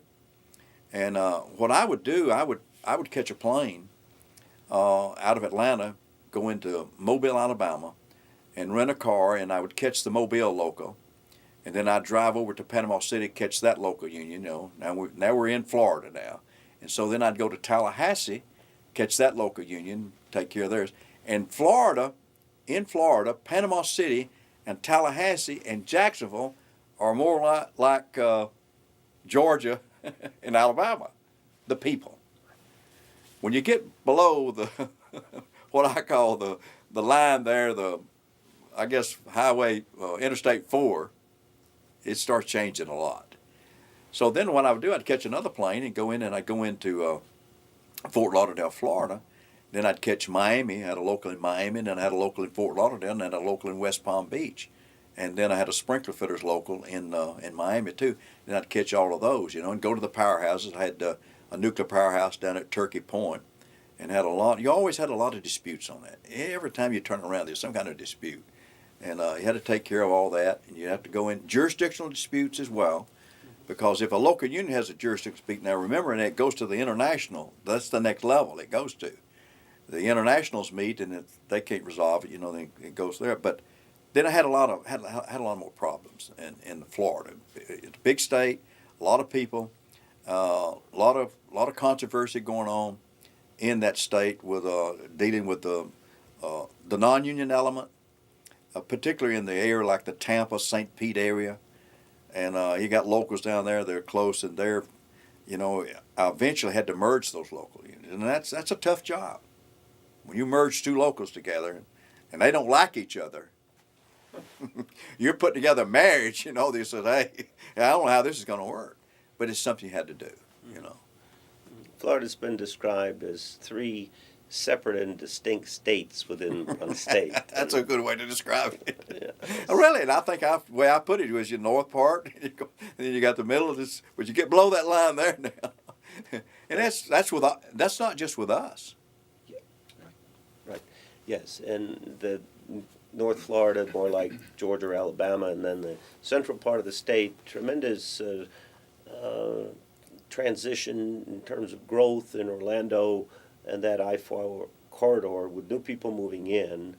And then when you get to South Florida, Miami is an international center for finance. And absolutely. It is a mix of cultures. Absolutely. And so those were the challenges that you experienced directly. Absolutely. Yeah, and then the role that I took on as international rep, see, I also had I had Puerto Rico. And then that was a challenge within itself. And I had to go in and out of Puerto Rico a lot because, it's just totally different. And I had not only a language barrier there, so I told my general president at that time, Marvin J. Beatty, I said, Marvin, I think we'd be wise to put a person on to work under me full-time from Puerto Rico, a native Puerto Rican. And I think we'd do better. I think it'll help. And by the way, we did that, and it did. I mean, it really just. I mean, it just. They could speak the language. They knew all the laws, because the laws are different there. And so that was a challenge for me when I first went in there. And we got a lot of work there. We got a lot of pharmaceutical companies there. You know, there's a lot of work in Puerto Rico, and we got members. You know, and so not only us, but other international unions as well. So I put a person on, and I'm glad that I did, and it worked out great. So I had that person on until probably just we were able to kind of diminish that some role before I left. Mm-hmm. And so your involvement in those 3 states didn't allow you to maintain the depth of your involvement in Georgia that you experienced as business manager. Right. And that's one of the reasons that I decided not to run for the executive vice president for the FSO, because I knew it was going to be, I was going to be a lot occupied a lot with other things. So it diminished the role. Yeah. And what about Tom Payne's travel schedule during yeah. that time when you were international representative? When I was international representative, and I say this to give you some kind of a number, when I retired, travel miles just with Delta, I had 2 million miles with Delta. Now that's not counting other airlines. You go into other cities, like you do Southwest. Sometimes you go into, in other parts of the country, you'd use American Airlines. But I'm talking about just with Delta. And 2 million miles, that's a lot of miles. And I was out every week, But I want to tell you this, though. And I would say this, and I tell anybody that's getting ready or thinking about running for a office of a union, particularly a union, because that's what I know about. Make sure that you've got a good mate. My wife was a partner. I'll tell you what, if she had not been a partner with me through all those years, I would have never been able to be in the labor movement, because you were gone a lot. There's nights that you would be gone, days you'd be gone. You catch a plane out on Monday morning, you wouldn't be back till Friday. But I'll tell you what, and she supported me.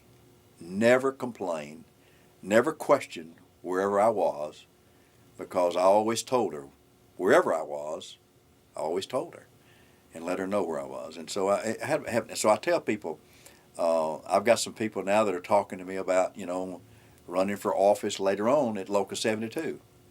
I said, well, make sure that your wife, you talk to your family, and make sure that they understand, because this is going to be something that is quite different from anything you've ever done. It's not like going on the job. You eat your lunch on the job, you go home at night, you're going to eat at home. You may not be home for days. So anyway, but I say that travel, and one of the things and one of the reasons that I quit early, I could have stayed on for another term and got elected without any problem, but I just got tired. I got tired of traveling. The job was it was challenging, but it was rewarding. I enjoyed the job, and but I just got tired of traveling, going in and out of cities and things, and so that's the reason I retired early, and I retired in 2000. Yeah. So you retired, Tom, after having spent 41 years in the labor movement. Is that accurate? Yeah. And you retired, you were 65 years old? 62. 62. Yeah. Okay.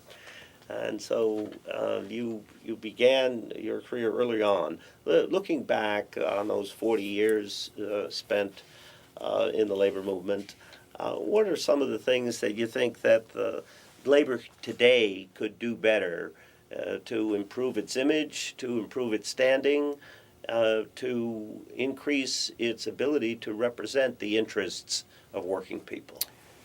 Well, one of the things that I see that I didn't see as much when I was in office, the influx of different people from different countries, particularly with the Latinos.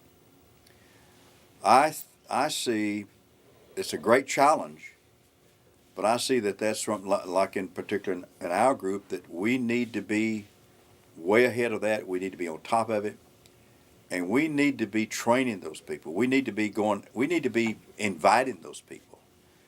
Instead of, like it's somebody coming across here to take my job, it's somebody coming across here that we're going to have an opportunity to witness to about the labor movement and about what we can do for you and for your family and make a better way of life for you. I think that's a great challenge for us, but I think that's something that we need to do. As far as the image, I think that Local 72, I think, is still doing a good job of projecting a good image out there. As far as the overall labor movement, I'm not as in touch with it as I used to be, but I can see from what's happening and from things that I hear about some of the unions that have diminished to some degree in their role in the market and everything. I think that if we want to get back and get back into where we need to get back into, it's going to be a slow, hard climb. But I'm telling you, I really believe we can do it. And we can only do it if we put forth the effort, put together a good team of people.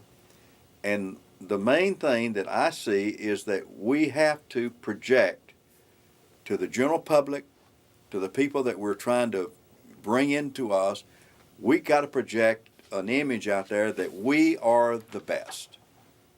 We're the best. We're qualified, we're trained, and look, we're going to make you the best. And when we make you the best, then we all do very, very well. The consumer does very well because they're going to get a good product, a good finished product.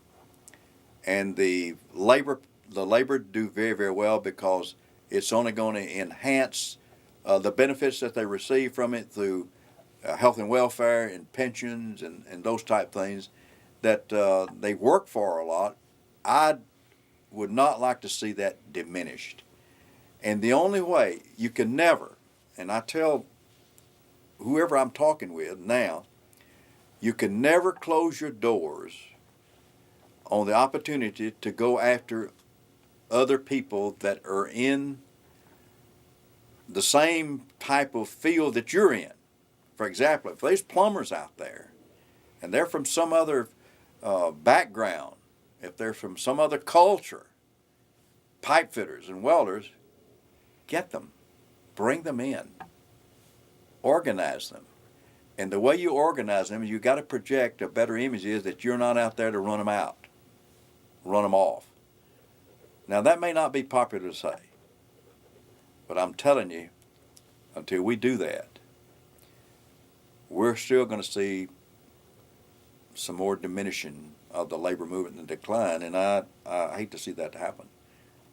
So if there's any one thing I could say is I say that probably would be about project a better image out there, feel of, look, we want you. It's not that we don't want you. Because I remember go back to the days that Local 72 first accepted the first black. I saw it as an opportunity to expand the role that we had in this community to reach out to people that deserved an opportunity to be represented by a union that could give them, like me and my family, a better way of life. And I was part of that. I was part of that when it first happened. I remember the first black that ever became a member of Local 72. Now, you can imagine, it was a change. It was a change. Things were taking place.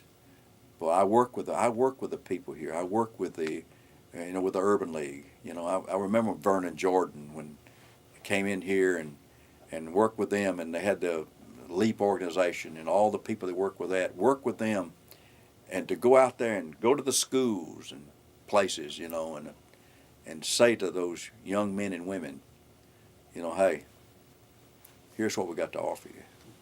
What year was that, Tom? Do you recall when that Yeah, first black member it was in the I'm thinking it's in the 70. Let's see, I got elected. So I got elected manager in 74, 75. Started serving. So I'm saying that it's in the 75s or somewhere along there. I'm thinking may have been a little before that, even when I was an agent. But I'm saying it's long in there in the 70s, yeah. And but we started admitting into our apprenticeship training programs, and started working with them. But we I think we did the right thing by reaching out to the different people that, and that's what it's going to take with others. It's going to take working with a group of people to kind of know how to reach them. We may not know how to reach them. We may not have the expertise, Phil, but we need to work with people that work with them, that know them. Just like I mentioned, I hire a person that can relate to people that are in Puerto Rico. So I'm saying is that we got to do something, and I don't mean something that's like a, something that's false. We got this thing around here for years around here, like the minority-owned contractors and all that, and a lot of that at the very beginning was kind of like a facade for things, But out of that, came some good contractors and some good people that worked in that movement that have made some good people and good employees, and some of them make contractors.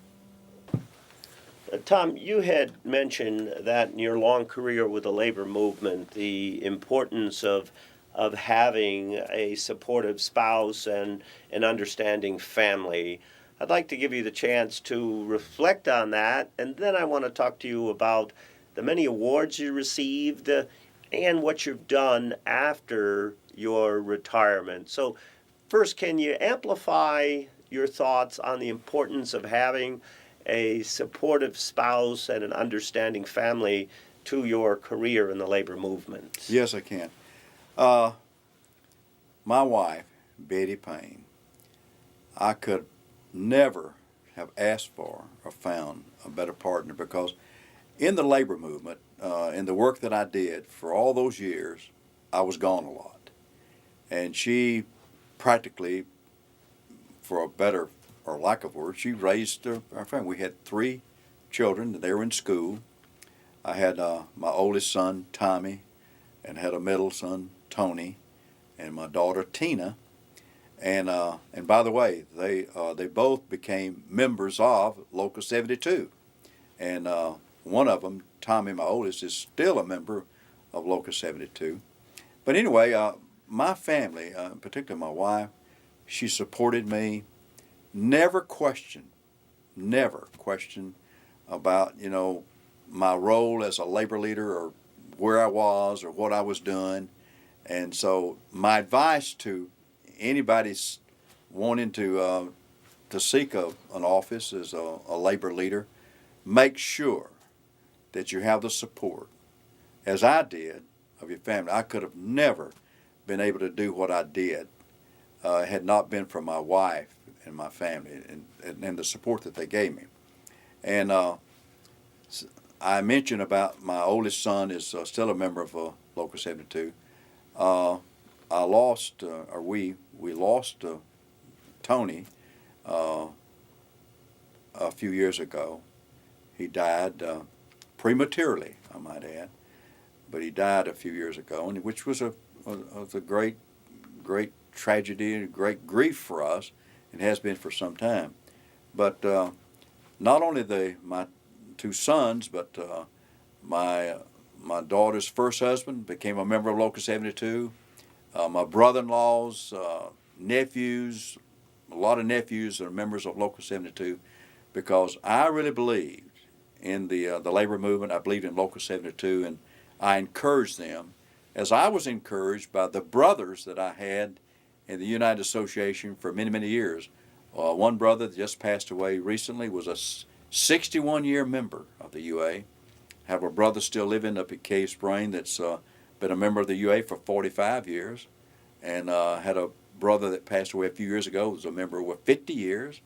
And then another brother that was a member over 50 years. So long-time family members of the labor movement, particularly the UA, and I'm proud of them. And I know that they were proud of me, of the work that I did throughout the years. But I could have never done it without my wife and without my family. And so I wanted to say that I appreciate the role that she played, because even though she was not a member per se, she was a member because she went through some of the trials and the tribulations that I did during that time. But what a rock, boy! I wanted to say that. Great, thank you, Tom. You have been the recipient of numerous awards, including the Organized Labor and Workmen's Circle Labor Leader of the Year Award, the E.L. Abercrombie Award, and your international has cited your work and presented you with several awards as well. Can you talk about some of those awards you've received during your career? Well, I was honored to be the recipient. I served at as the chairman of the Organized Labor and Workmen's Circle for 3 years, while others received the award. And then, of course, I was honored in '84 to receive that award myself. And it was quite an honor for people that you work with, kind of like your peers, to say, hey, here's a guy that's deserving of an award. Now, the award itself is very meaningless. It's what goes behind it. It's everything that goes behind it. It's all the people that help get you to where you are. If you say, well, I got here and I did this, it's we. But for someone to recognize, and an outstanding achievement or whatever, it's quite an honor. But it pales in comparison to the honor that I've gotten out of life itself, because at an early age I became a Christian, and somehow we've got this notion, a lot of people do outside of the labor movement, that that labor people cannot have a spiritual life.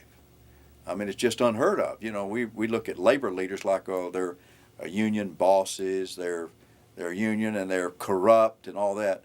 But I got news for you. Some of the finest people that I ever met is in the labor movement, and a lot of them are Christian people. And so for that, that's been something that's been a part of my life that I feel like that God has a calling for all of us. I believe that God had a calling for me in the labor movement, or otherwise it would have not happened. I believe He had a plan. I believe He had a purpose. But after I finished and I got all of those awards that I'm grateful for, but as I say, when I retired, God had another calling for me. And I mentioned earlier that we lost a son a few years ago to an addiction, to a drug overdose. And it nearly killed me. It nearly killed my family, my wife. And so out of that grief and heartache came a ministry that God called me into. Is an addiction recovery program that I started 7 or 8 years ago in our church. And out of that, I started that program I do it at the Paulding County Jail every week, and I do it at the Paulding County Probation Detention Center, which is a prison, every week. And out of that, we've been able to help hundreds of people to get into programs, addiction recovery programs. And I do it every Monday night at our church, and a lot of people come. And then out of that, been able to help people to get their lives back on track. And kind of when I started, like with the labor movement, I felt like, that's maybe something I can contribute will help people have a better way of life. It's worth it. And so what I do now is, and since I retired, I've been devoting that time to that. And if we could just save one person from dying a premature death, like our son, it's worth it. And boy, I tell you what, miracle after miracle has happened because of that ministry. And I thank God for it. So Tom Payne has, in his retirement, continues to represent people, continues to use his energies and talents to help people live a better life. That's it. I'd like to hope and think that's happening. Yes. Yeah. Well, Tom Payne, thank you very much for spending time with us and making a contribution to the Voices of Labor Oral History Project here at the Southern Labor Archives at Georgia State University. Thank you, Phil, for having me. You're most welcome. And that concludes our interview with Tom Payne, who retired from the United Association as an international representative. He had served 10 years as a vice president of that organization and was the longtime business manager of United Association Local 72.